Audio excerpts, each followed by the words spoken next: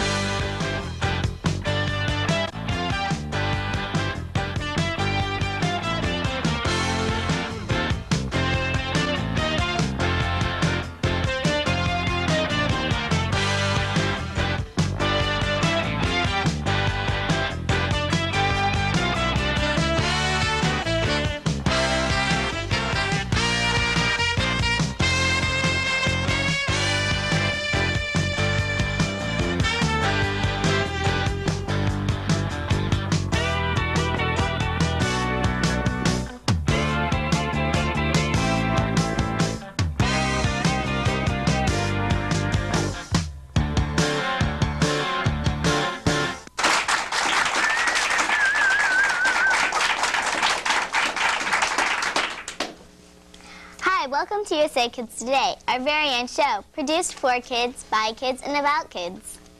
We have a new show planned for you today, and here to help us is Jim Bucher. Bucher! From Channel 2 News. Well, you know, that was close. And you are Marvin, right? No, you're Matthew. I'm just kidding. I'm just kidding. How you guys doing today? Glad you invited me on the show. Thanks a lot. We're just peachy. You're just peachy? Yes. Well, I'm glad to be here. So, Jim, exactly what is it you do?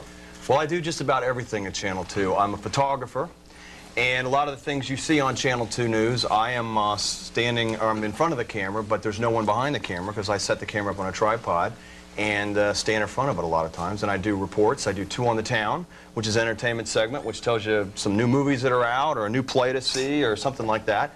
And Booker's Beat is just kind of a crazy thing. I like to get out and just let loose, kind of like you guys do here. So, and I understand you guys get out a lot too and do cover a lot of festivals and that type of stuff, right? Mm-hmm. We have a story by one of our USA Kids Today reporters. Yes, a Smart Effects report by Bridget Ribeling on the fighting art of jiu-jitsu. She and other kids are learning how the discipline of the mind and body go together.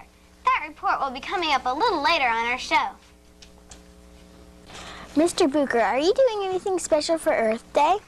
We're probably just going to celebrate at home quietly with cake and ice cream and birthday presents, probably.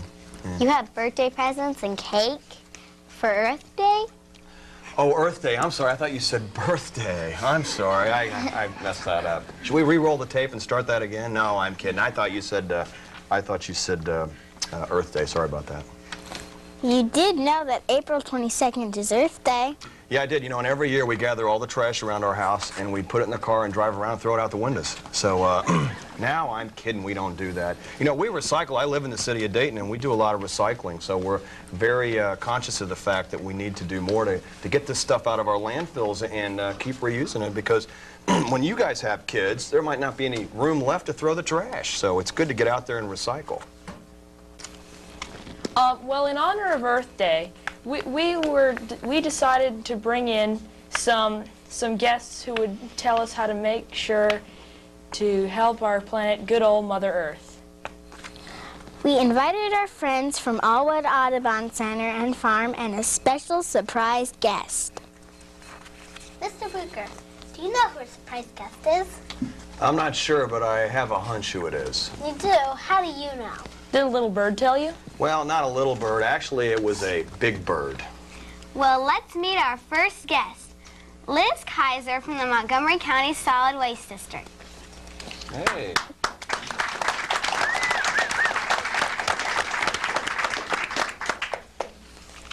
Ms. Kaiser, what exactly could the Montgomery County Solid Waste District have of interest to kids? Actually, we have a great big bird, Curby the Cardinal. Curby's a very exciting part of our show. Oh, it's Curby the Cardinal. Hey, Curby. Hello. Hello. Big bird. Curby reminds all of us in school and at work and at home to reduce, reuse, and recycle. He has a lot of fun activities this time of year for Earth Day. One of the favorite ones he has coming up is our Earth Day to Earth Day poster contest. Students across the U.S. or across Ohio, just like yourselves, did posters for Curby's contest, and in fact we have a local winner here for the recycle poster. Another contest that we have coming up that I'm sure all of your schools have been participating in is our Recycle Rally 96. And Recycle Rally, Curby's especially proud of because he's getting everybody to collect their magazines, catalogs, phone books, and clean clothes. And everyone can come to the rally on May the 5th. And a fun thing about this is they're going to be competing for prizes. So I'm sure all of you are at home collecting these materials to compete. Another activity that's part of Recycle Rally 96 is our Recycled Sculpture Contest. And we're very excited today to have some winners here. About 25 local schools in Montgomery County participated in the Recycled Sculpture Contest. Ryan, can you tell us a little bit about your sculpture? I believe it's right here on the end, the silver. Right there is the space scene. Uh-huh. Can you look in there?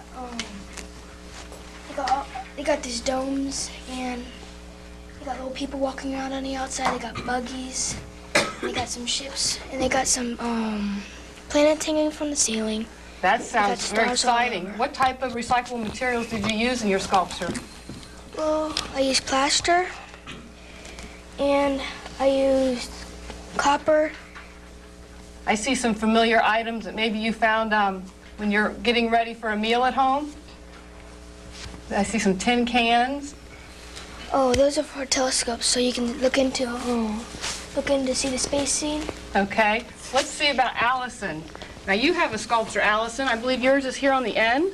And can you tell us what your sculpture is and what type of recyclables are in it? Mine's a horse. Looks like you used some paper for the mane. And are those, gosh, the legs must be pop cans? Yeah. That's really neat. And Heather and Stephanie, your sculpture's in the center. What type of recyclables did you use? Cardboard, some newspaper, and plastic. Are these items that you're able to recycle at home in your programs? Yes. Okay. And we have some other students here that have done sculptures. I don't believe your sculpture's here, but can you tell us what the sculpture is? It was a Formula One car. That sounds neat. Now, will you be bringing this to the rally? Yes. All of our winners for the sculpture contest will be at the rally on May 4th, and they'll be competing for a countywide contest. I'd like to thank all of you for participating in the Recycled Sculpture Contest. It makes a good thing if everyone can remember to reduce, reuse, and recycle. Great. Liz, let's hear it for Liz. That's great. Thank you very much. Hey, I have a question for you. Does Curby eat birdseed? What does he eat? And how much does that cost? You look like you can eat a lot of birdseed. What do you think? You think so? So what keeps Curby happy is if everybody recycles. Okay. Thanks, Curb. You get to put him back in a cage or anything or not? No, he's not going to fly away or anything, all right? All right, Matthew, what's up? Quite a nice bird dinner. Yeah. Well, you know, there's so many things we need to change about our lifestyle if we want to save our Earth for future generations to enjoy. You're so right. And this next message sure gets that point across. So stay tuned and we'll have that report from Bridget Rivaling and we'll introduce you to our friends from Aullwood. You know, excuse me. You know, a little bird told me what's happening up at Aullwood Audubon Center. A little bird. Well, it was more a medium-sized bird. A medium-sized bird. Well, actually, it was a pretty big bird. Well, really, it was a huge bird. Well, not as big as Curby. But it was a really big bird. A really big bird, huh? Sometimes I wonder about you, Holly. We'll be right back.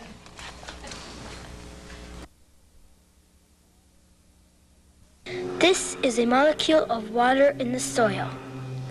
Water and other molecules are absorbed by this tree root.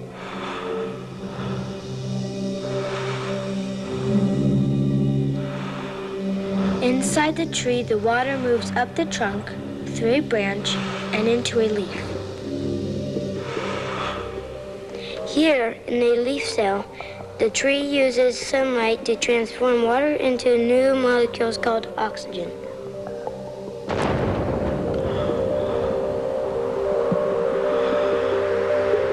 Trees and other plants release millions of these oxygen molecules into the air every day. It's the very same oxygen that you and I breathe. Say thank you. Protect the forest.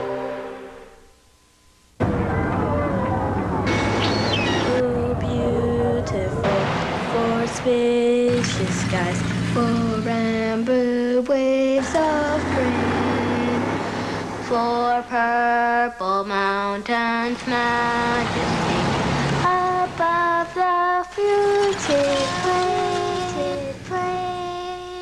America, America, God shed His grace on thee, and crown thy good with brotherhood from sea to shining sea.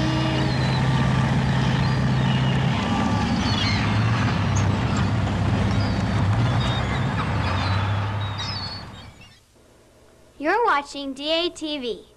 DATV gives you the freedom to communicate. Come on out to Aullwood's Wildlife Festival and meet me, Vidor, the Andean condor. There are less than 1,000 of my kind left in the wild. Watch me fly and learn about condors and other endangered animals May 4th and 5th at Aullwood Farm, 2 miles west of the Dayton Airport. Great food, fun, entertainment, and arts and crafts. Remember, May 4th and 5th. Fun for the whole family. Call my friends at Aullwood, 890-7360. It'll be wild.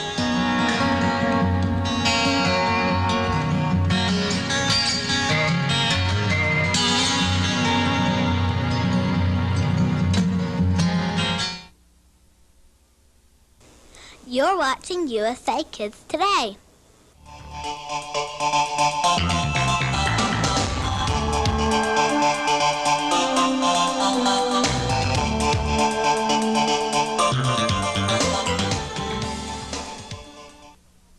Hi, I'm Bridget Ribeling, reporting for USA Kids Today, and I'm at the School of Fighting Arts. Sensei, can you please tell us what Mike and Jesse are doing? Yeah, Jesse and Mike are getting ready to do a practice form that's called the Tai Sabaki Ichi. And what it is, it's a form to teach them how to do, to flow from one throwing technique into another throwing technique. So you see what they're doing is they're going from one technique, and then if that first technique does not work, then they flow into a second technique. That way they know to follow up. If they make a mistake when they're trying to defend themselves or trying to do a throw in class, they make a mistake, they try to use the other person's energy to get another technique and go ahead and follow up and take them to the ground. Wow, sounds neat. Now what we'll go ahead and show you is some ground fighting. How's that sound? Sounds cool. Okay, this is what they do if you're taken to the ground. It looks something like wrestling, okay? I have two volunteers.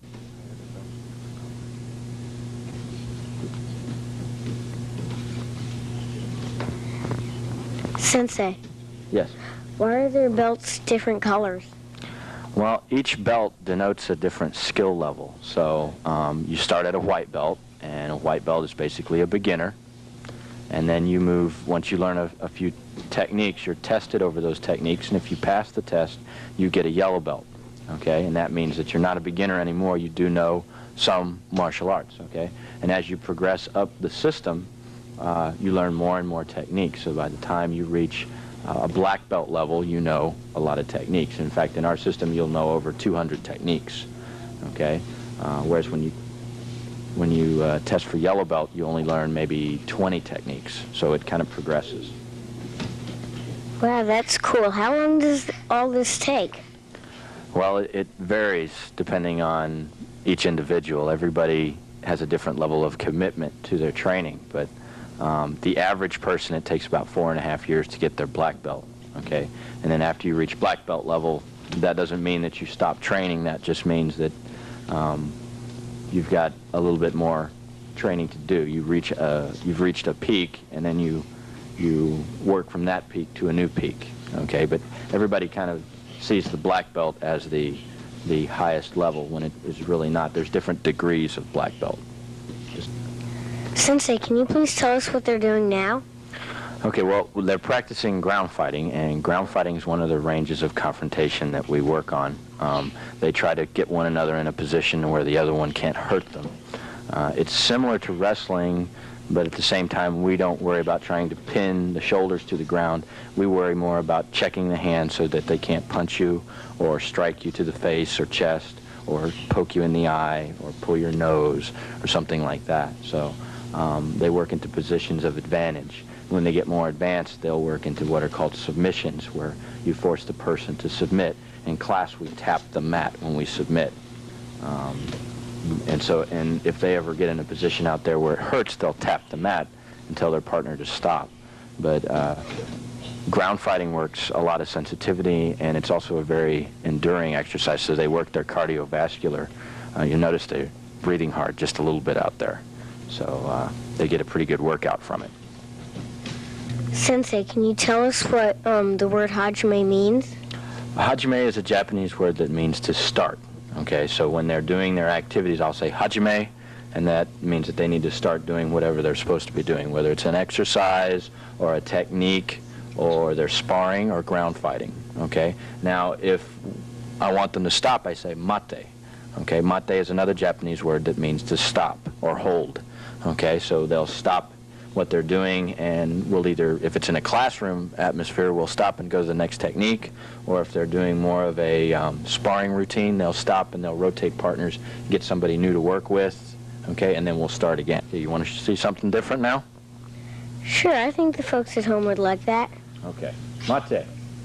Good job. Bow to one another. Bow to one another. Have a seat. See the mic.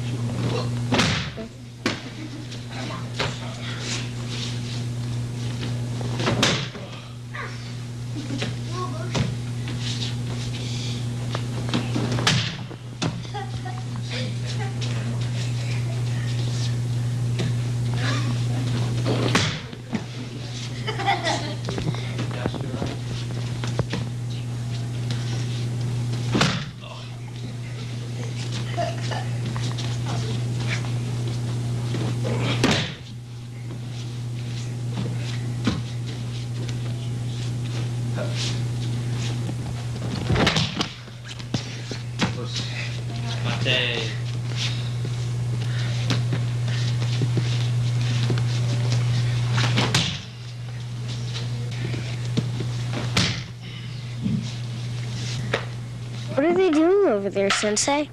Okay, right now they're practicing a stick routine that's called Cinco Terres, okay? Cinco Terres is a long-range stick routine where they practice a pattern. It develops hand coordination, okay? It also helps them memorize certain patterns of techniques, okay? At the same time, it's teaching them long-range striking patterns with a short stick, a stick that's 2 feet or smaller, okay? Go ahead, Ryan. We're going to do some sparring, okay? And there's different levels of sparring, okay? What they're going to do is just kicking and punching, okay? No throwing. When you get more advanced, you add throwing techniques like we were doing earlier, and you can also add ground fighting techniques. You kind of blend the three things together. But right now, they're just going to show you some of their kicking and punching skills. Now, the targets that they practice hitting are to the sides of the head, where you see the headgear, okay? They also practice hitting to the chest and the sides, the abdomen, as well as to the soft tissue in the legs to try to frog someone's legs. Now, the things that we try to emphasize in class are keeping the hands up, trying to block just as much as you punch, because a lot of times beginners like to get out there and really mix it up, so they punch more than they block. But see, this is self-defense, so it's very important, especially if you're working with somebody who is much bigger than you. It's very important to block more than you punch. Okay, your defense has to be just as strong as your offense. Okay, so this is an exercise where they can practice both offense and defense, punches and kicks, as well as blocks. You'll notice that they're not going 100%. They're not trying to hurt one another. They're just trying to practice. How does martial arts affect training the mind? Well, with everything physical, there's a mental side to it, okay? With martial arts training, there's a definite mental discipline that has to be learned. One, because the types of techniques that you're learning can hurt other people, okay? Now, we learn them for self-defense, okay? But understandably, people can get hurt when you're doing punches and kicks and throwing techniques and things like that. So there has to be a certain level of self-control that the person has to develop. And we try to develop that in the students slowly. We expose them to the techniques slowly. They learn the kicks and the punches and the blocks, and then they might work with a partner, and then they learn how to fall properly, and then they learn how to throw properly, and then they'll learn randori, like we saw earlier, where they were going back and forth and throwing one another. So they have to learn that self-control, because it's not only is it not nice to hurt your partner, okay, but we have a saying in class, if you hurt your uke, who's your partner, you won't have anybody to work with anymore, okay? So if you want your training to continue, you've got to have a partner to do it on, right? And you wouldn't want them to hurt you, and you won't, in the same fashion, you don't want to hurt them. So there's that discipline to it.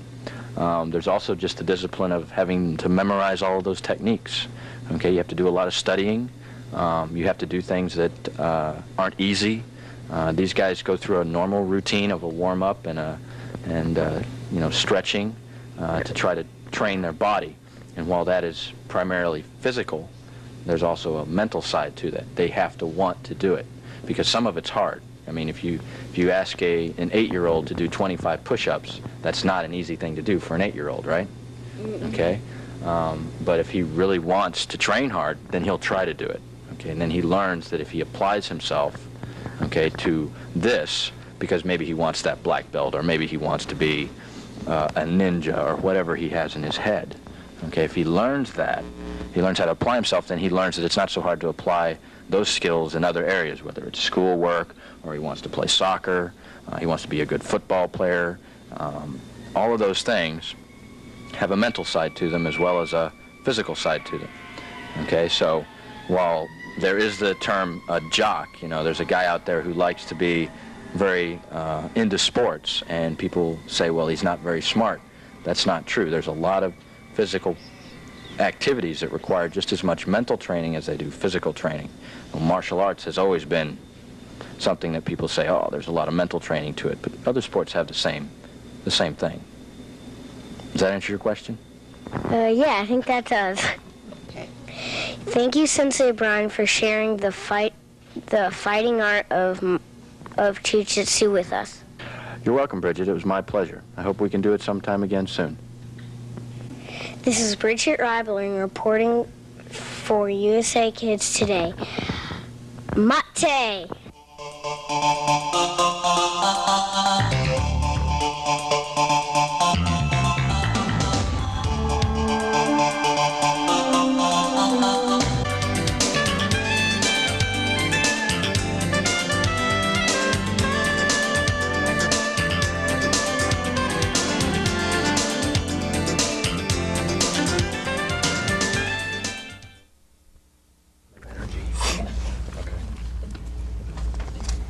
We're back, and we just watched a Smart Effects report from Bridget Ribeling. She did a great job. Well, our friends from Aullwood are here. There's Blondine and Jennifer Lokai, our naturalists from the Aullwood Audubon Center. And with them are some junior friends from Aullwood, Leslie Williams, Matthew Slattery, and Valeska Craigley. Matthew, Leslie, and Valeska are ants. Ants? What do you mean, ants? Ants. A-N-T. Stands for Aullwood Nature Teens. Oh, I get it. Ants, Aullwood Nature Teens. Valeska, can you tell us about ants and how you get involved? Well, actually, I got involved in Aullwood before ants even existed. For my school was having Kindness Week, and I had to do a project, so I decided to work at Aullwood for a week.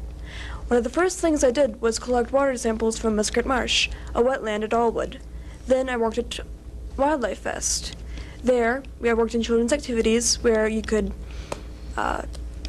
make hats, paint your face, and finger paint. Myself, I made the hats for the children. Then during the summer, I worked at Summer Adventures, which Matt will tell you about later. We got so close during the summer that we were very upset when we had to leave for school. So ants began. Leslie, could you tell us about ants? Ants is a group of kids, and they range between grade 6 and 9th. We have a meeting once a month at either Aullwood Center or Aullwood Farm. We talk about different things, like the meetings, like nature and the environment, or different trips we're going to plan. We have activities such as the Enchanted Forest, where it was like the Halloween, where some of the adults dressed up and told us about the different animals that there were. And then there was the Apple Fest, where we made hats for the little kids. And so, Matt, will you tell us about the field trips? I started with ants when it all began. I had volunteered at Aullwood before it started, and I did that with the Wildlife Festival. I worked in the children's activities, and we did face painting and like everything that Valeska and Leslie said. And we go on trips 3 or 4 times a year, and we usually go camping. And when we go camping, my favorite camping trip was the last one we did, which was in March, and we went to Camp Shawano, and we identified trees and had snowball fights, and another thing we did this past year was we decorated the farm for the holidays and with natural things and stuff. Well, that's great. It occurs to me that we've now told everybody about ants, but we haven't really told you about Aullwood. So maybe, Jen, you could fill us in a little bit about what Aullwood is. I'd love to, Ruth. Aullwood Audubon Center and Farm is a 350-acre nature preserve and organic farm, and it's a wonderful place for people of all ages to experience the natural world while wandering through the trails, through the forest, the meadow, a tall grass prairie, by the pond. There's all kinds of different habitats you can explore. We have a nature center, and inside you'll find a lot of live animals. You can get close to some snakes and turtles and some fish, and relax while sitting in our bird room looking through the window on wildlife and watching birds coming to bird feeders. And at our organic farm, you can see a whole variety of different farm animals there, including a couple of Belgian draft horses that are over 2,000 pounds each, as well as this time of year is really special because we have a lot of little lambs running around in the pastures and some baby goats. And so there's always something exciting going on at the farm as well as the center. And another thing that's important about the farm is that it's organic. And that means that we use only natural methods for getting rid of weeds and insects that we want to control. And that's really important because we don't always know what a lot of chemicals can do to ourselves as well as the world around us. So the fewer chemicals we can use at our farm and elsewhere, the better off we'll all be. And Aullwood Audubon Center and Farm has been around for about 40 years. And it's there today because of a really special lady by the name of Marie Aull. And next year she'll be celebrating her 100th birthday when Aullwood celebrates its 40th anniversary. And she wanted to make sure that kids had a really special place where they could explore the forests and different natural habitats for years to come. So Aullwood should be around for a long time still to come. Good. You want to talk about the special Earth Day activities? Yeah, I'd love to. We have a lot of special events throughout the year. One of those is coming up real soon in celebration of Earth Day. Next Saturday, April 20th, all day, will be a free admission day at Aullwood, and people of all ages can come out and enjoy the activities like a couple of nature hikes that are led by one of our naturalists. We'll be showing videos all day long on different endangered species so you can get to know a little bit more about them.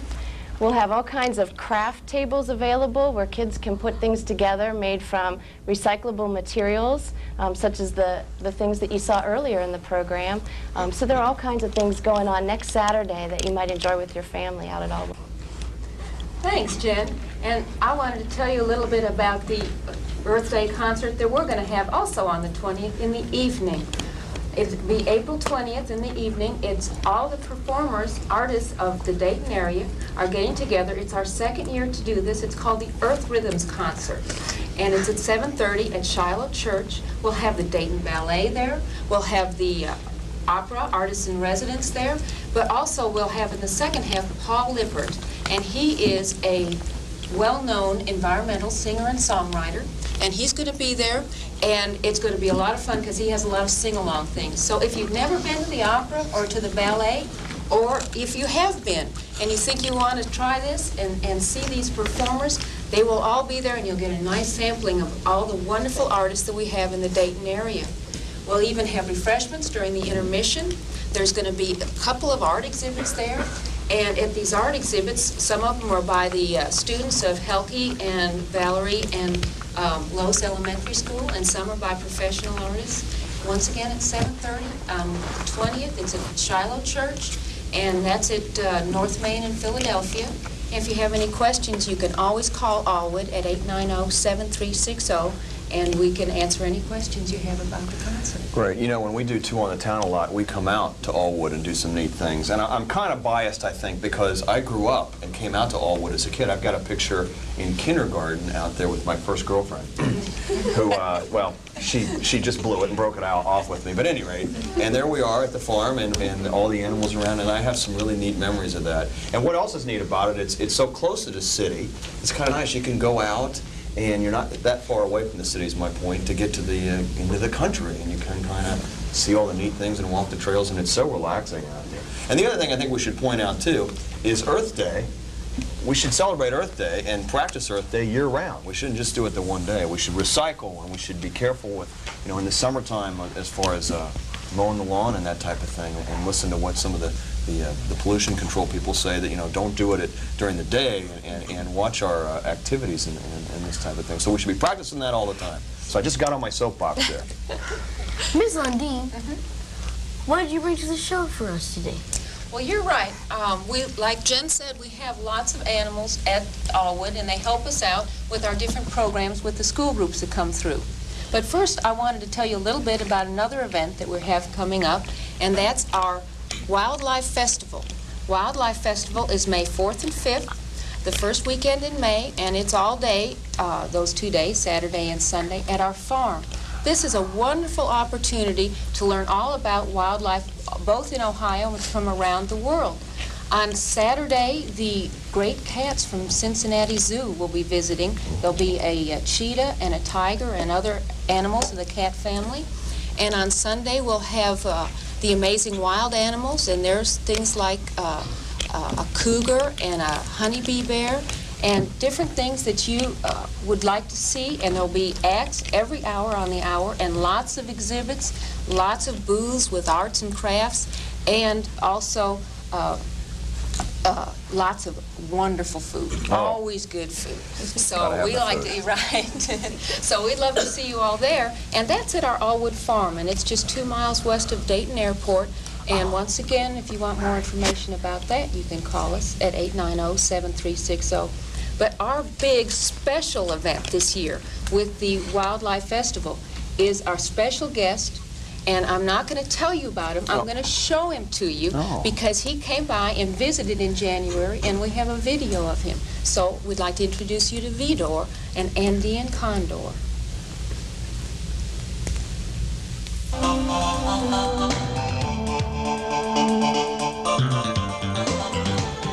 Hey, this is Vidor, the world's only tame free-flying condor. He's an 8-year-old Andean condor that was born in the U.S. Fish and Wildlife Service captive breeding project just outside Washington, D.C.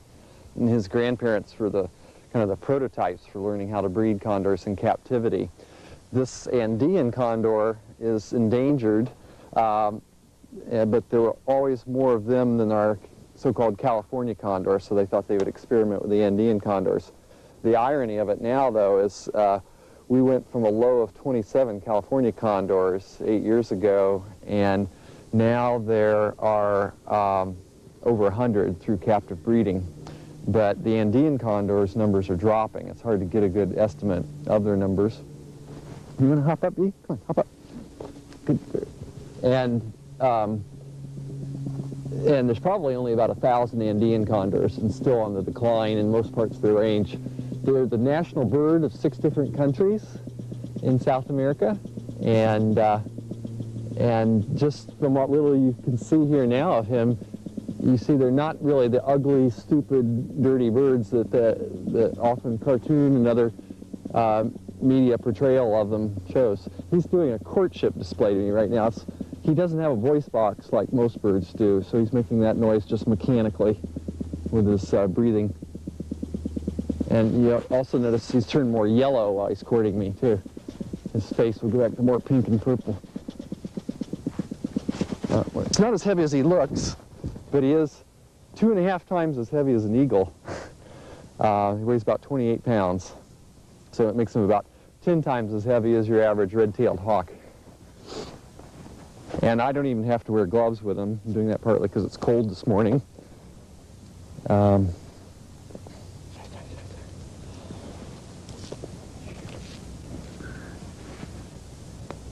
he can handle the winters just fine. He's got a very thick down coat. Condors are, I saw a condor in Peru at 20,000 feet once, and they've been seen as high as 24,000 feet. The main difference between the Andean condor and the California condor is the Andean condors have more white on them, and the California condor doesn't have this same kind of rough.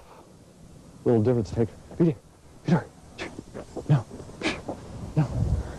He wants to jump up on your car.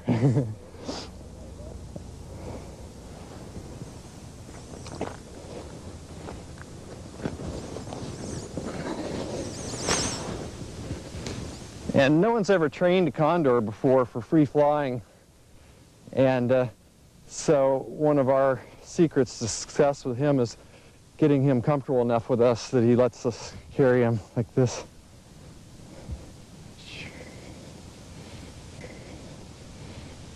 And they don't have the strong feet like a predatory bird are because they're nature's greatest recycler. They're a scavenger. Yes. Yeah, he's as big as he'll ever get. And he's fairly big for a condor. I've heard of Andean condors. Females are smaller in condors. And I've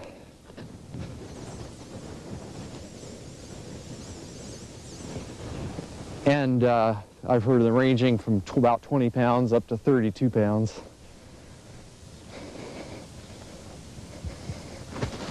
Oh, one thing I was going to mention is even though he doesn't have strong feet, his wrist, this is his wrist, not his elbow. It's very bony. And when I shot the film footage of the capture of the last wild California condor in 1987, just before that happened, I saw that condor knock a raven over. The raven's been pulling the tail of the last bird while they were at a carcass. And this one raven walked up beside him and he just knocked it, rolling head over tail. And he's broken my glasses several times with the opening force of the wings. One of the amazing things about condors is that they live as long as humans. And when you consider their lifestyle of eating carrion, mostly with, it probably has a lot of bacteria and viruses and things like that around it, they, Peter, come over here. Come over here. They must have pretty incredible immune systems. And it's one of the many reasons for preserving endangered species, because no research has ever been done on why they have such great immune systems. Yet they might hold some keys for human medical science that would, since we're having so much problem with immune resistance developing in different things. And only the males have this caruncle on top of the head. The females have a smooth head, but the females have beautiful ruby red eyes. Peter, come. Good bird. He doesn't come on command usually, but with no wind, it's really hard for him to get off the ground. Peter, come. Good bird. Yeah, he's been so cooped up the last 2 days. Good bird.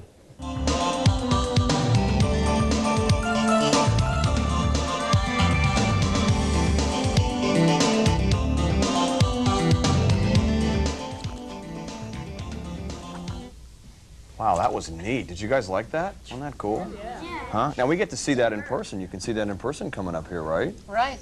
May 4th and 5th at the Wildlife Festival at Aullwood Farms. It looked very tame, too, is it? Yeah, he is. Vidor, in fact, is a second generation captive bred Andean condor, and his owner that we saw there in the picture is actually the first intern that Aullwood ever had. Oh, so that's our isn't that connection. So something? he's bringing back his bird, and that bird can live 80 years. Wow. So actually, he has listed the bird in his will of who will get the bird when he dies. Because the bird will outlive him. Outlive him. That's kind of sad. You know, it looks like you guys have been over to the Museum of Natural History, haven't you? You guys remember the turkey vulture over there? Huh? It's in a cage by itself, and it's a mean little guy. But it's kind of related, right? You're telling me? Well, I mean, one's not a cousin and the other's an uncle, but they're related. The family is related, right? Yeah, and I've got a story to tell you about that, too. I don't think I should get into it. But anyway, when I was a kid, when I was your guys' age, I cleaned the cages over there at the Museum of Natural History, and that thing caught me, pecked my head, and haven't been right since. So that explains that. And every time I go over there now, I mean, that bird will live to be a long time, at a ripe old age, I should say. And every time I go over there, it still looks at me like this. Like it wants to peck my head again. So, but anyway, that sounds neat. The festival sounds neat. And you guys should get out to Aullwood more, because it's a great place, and it's for everybody to see. Hey, now, you guys got some things over there for us? Yeah. Out of this balloon, I was going to, in honor of all these birds, I was going to make a nice balloon. Oh, okay. Here. Now, this is one of my secret balloons, so I'm going to have to turn away from where... Oh, it's secret stuff. Is that what you're doing? You're hiding it from us. It's a blue jay. Oh. Well, first of all, I want you to meet somebody. This is an endangered species. This is Snowball. He's a harpseel. He's an endangered species. And why he's endangered is because hunters keep killing him for his fur. And this one's dead because he's been stuffed, obviously. And I do have some jokes. Okay. Why did the cat cross the road? Why? Because it was chasing the bird. Okay, I'll try again. That's good. That wasn't... Why did the bird cross the road? Because the cat was chasing him? Yeah. Okay, I'll try again. Why did the ants march across the road? Why? To die. No, to get to Aullwood Nature Center. Oh, you guys do march, don't you? That's right. Well, Jim, we had brought one of our animals here today, as we promised, so we thought now we might bring her out. What a beautiful bird. Jen tell you a little bit. Yeah, Jen, we'll keep you right in the middle there. You know, you'll stay, hang right there. What a beautiful bird. Yes, Wait a minute, is that on the quarter? Let me get a quarter out here. Is that on the, what is that? What is that? Oh, that's the eagle there. Okay. Well, Yeah, a relative of this bird. This one's called a red-tailed hawk, and you can see how it gets its name with that beautiful brick-colored tail. This is a fairly common hawk that can be found in Ohio. And if you keep your eyes open as you're driving down the road, you might see these birds sitting up on top of a telephone pole or maybe in a tree. They're really pretty common, one of the largest hawks in this area as well. They belong to a whole group of birds called birds of prey, or raptors. And raptors are animals that eat, or birds that eat other animals, basically. And this bird eats a whole variety of things. She eats a lot of rodents. That's probably her favorite thing to eat, lots of mice, maybe some rabbits or squirrels, sometimes reptiles and amphibians, or some insects as well. So she eats a lot of different things. And occasionally, too, she might eat another smaller bird. So she's got a pretty varied diet. And she's got a lot of special tools, too, to help her in catching her food. For one thing, take a look at her eyes. She's got excellent eyesight. And they're positioned just right in her head to make her aim very efficiently. They're placed forward on her head, just like our eyes are placed. So that helps her judge depth. So when she's way up sitting in the top of the tallest tree, she can see the tiniest mouse running around on the ground. And her eyesight is probably about 8 times better than ours, though. So she can see a lot better. And watch what she can do as I move her. Watch what happens with her head. see how she can hold her head really still as her body moves around? That's another special feature of birds of prey as well. So when they're sitting up in a tree branch that might be blowing in the wind, they can keep their head still and still aim very well, so they don't miss that mouse when they swoop down to catch it. And that leads me to the next really special part of her body, those feet. Take a look at those claws on her feet. Those have a special name. They're called talons. You can see how sharp they are. And they're not even as sharp as they would be if she were a bird in the wild. This is a captive bird. We keep her at Aullwood because she has a permanent injury. And we have a special permit to keep her there and use her for teaching, to show boys and girls a lot of the special features that these birds of prey have and just how beautiful they are. So those claws are very important for this bird's survival because they're what she uses to grab her prey before she gets ready to eat it. And then take a look at that beak on her face too. She's got a super sharp beak that helps her tear her food apart as she's eating it. So she's got some really special body parts that make her an efficient hunter. Let's see if we can get her to open her wings again. Wow. There she goes. She's got a pretty big wingspan. Not as big as Vidor. Vidor's wingspan's about 9.5 feet. That's a really big bird. Her wings are maybe 3.5 feet wide. So she's a good-sized bird for this part of the world, this red-tailed hawk. I have a question. What is her permanent injury? That's a real good question. We're not completely sure of how she was injured, how she came to be injured, but we believe she has some type of wing injury and isn't able to fly quite well enough to catch enough food if she were in the wild. They did try to rehabilitate her at one point. We've had her for about 15 years, and she was unable to catch food very well. So it was determined that she wouldn't be able to survive in the wild on her own.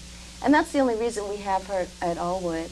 And we don't give her a name. A lot of people ask us if she has a person's name. We just call her a red-tailed hawk because she is a wild animal. She's not a pet. So we want everybody to realize that. And if we could, we'd like her to be back in the wild, but it just won't work with this bird. Now, will she get along with Curby? Do they get along? I think so. Yeah, they seem to be doing real well so far. She's been eyeing them, though. And what do you call the claws again? The claws are called talons. Wow, so they named the claws after a car. That's interesting. That's right, something like that, Jim. Or something like that. I don't know how that works. Something like That's that. right. It's very beautiful she's bird, a beautiful though. bird. How'd you like that swooping over your head coming at you? It's beautiful. Well, does anybody have any questions about her before I put her back? Yeah, so I guess if she like looks straight at you and then you move suddenly, you're really still and then you move suddenly, she'll notice it. Yeah, she definitely will notice. And she has better vision than a lot of other animals. She can see color. And animals like snakes notice movement a lot more than they notice a lot of details about the world around them. So that works real well with a snake. If you sit very still, it may not notice you. But she picked up on all you guys right when I brought her out. She's very observant. She's scoping the situation out. Isn't she? Exactly. I've noticed her head turns suddenly a lot. Is she like always in sort of a primal hunting mode or something? Well, she is very observant. She probably has a lot of that hunting instinct still in her. I think that's probably very strong in any wild animal. Now, she doesn't hunt and hasn't hunted for quite a while. She gets fed every day by someone at Aullwood, but I'm sure that instinct is still there. But I think right now she's probably checking out her surroundings. She's been in the building hearing a lot of noises for a little while, and she's probably checking everything out, noticing the bright lights. I was just wondering why she was like... Yeah. I don't know if she's looking for something to eat or just checking out the place. She keeps looking over this way. Yeah. Wait a minute. So any sudden moves, right, they pick those up. Yeah, she'd pick up on those, certainly. I don't mean to take over the show here, but I have a lot of questions. Now, how old will this bird get? How old do they live? That's a real good question. I don't know if I have a good answer for you. In captivity, she'll probably live a lot longer than she would in the wild, and we know she's at least 15 years old. Oh, wow. I'm going to guess she could live to be 30, but it might be even older than that. I'm not certain. Some birds, like hummingbirds, the tiniest bird that comes to Ohio, have been known to live 9 years. So birds can live to be, various ages. And she'll probably live to be at least 20 or 30, we hope. We'd like to have her around for a good long time. She's a wonderful animal. Does she squawk and make noise? She doesn't make a whole lot of noise. She does make occasionally sounds from her cage. We'll hear her. Yeah, but we just wanted to bring her out and share her with you today, and you can come out to Aullwood and see her as well. She'll probably be out and about for different programs throughout the year. So I'll put her back now. Oh, that's great. I have one more question. Oh. I noticed she's like colored different colors. Is that for camouflage or what? Yeah, that's a real good question. Probably those colors do help camouflage her as she's sitting in the woods, looking down below on the field. She is very well hidden. That's why you have to look so well, carefully as you're driving down the road for these birds. And you'll be sure to see some of them checking you out, too. Okay. Well, what did you bring? Just tell us what it was, since we're not going to see it. What was it? Turtle. It's a box turtle that is found all around the Ohio area. It's a native of the area, and unfortunately we see them less and less frequently because there's less habitat out there. That's one of the benefits of being able to come to Aullwood and see the different animals. We spent too much time with the hawk, so the turtle got the boot. So we'll have the turtle on our next show. How's that? Can we do that? All righty. Jim, you're not on our next show. So Oh, sorry about that. Well, you can have the turtle on the next show. How's that sound?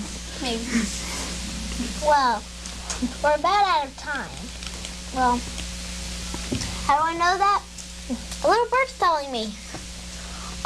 What kind of bird is it this time, Holly? The cuckoo on the wall, Roger. What cuckoo on the wall? What cuckoo? The cuckoo on the wall? What cuckoo on the wall? I see a lot of birds every day, but not the cuckoo on the wall. But if it's time to go, let's take all of our guests. Right again, Matthew. We'd like to thank Liz Kaiser and Curby the Cardinal for joining us today and for reminding everyone how important it is to recycle. And our friends at Aullwood, Ruth, Jennifer, and the aunts, Aullwood's nature team members, Leslie, Matthew, and Valeska. And let's give a big hand to Mr. Bucher. He really deserves it. Wow.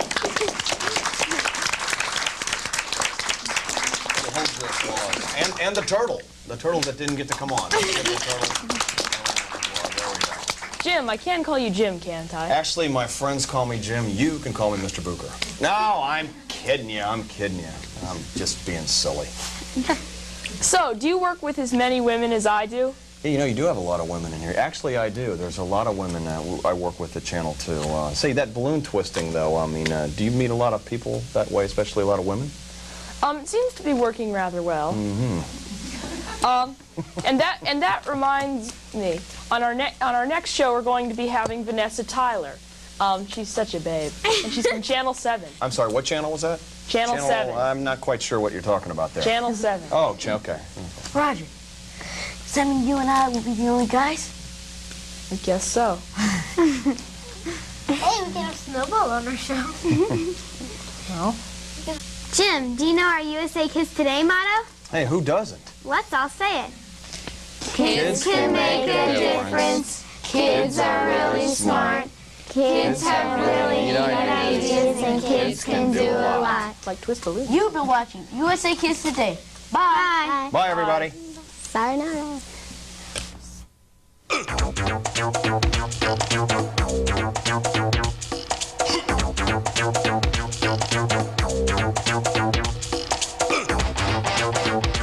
Find out how you can be on USA Kids Today. Write to USA Kids Today, 4861 Meathville Drive, Dayton, Ohio, 45424. Wardrobe for the host of USA Kids Today is furnished by Fashion Bug. Manners Moment is brought to you through the courtesy of Minding Our Manners, etiquette workshop for all ages. In Cahoots Children's Theater Program at Wright State University and St. Pierre School in Huber Heights and Fashion Bug clothing stores are proud partners and supporters of the USA Kids Today program. USA Kids Today is a program produced for kids, about kids, by kids, with the aid of dedicated volunteers who encourage kids to get involved and do their best. USA Kids Today is a new view video production. See things differently.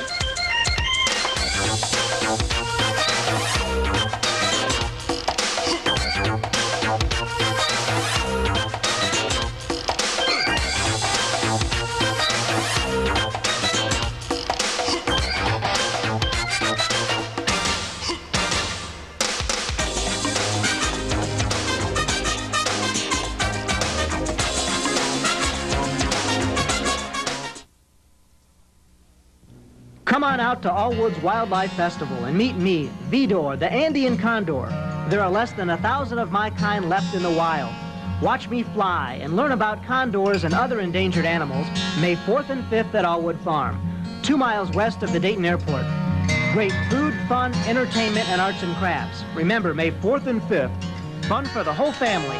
Call my friends at Aullwood, 890-7360. It'll be wild.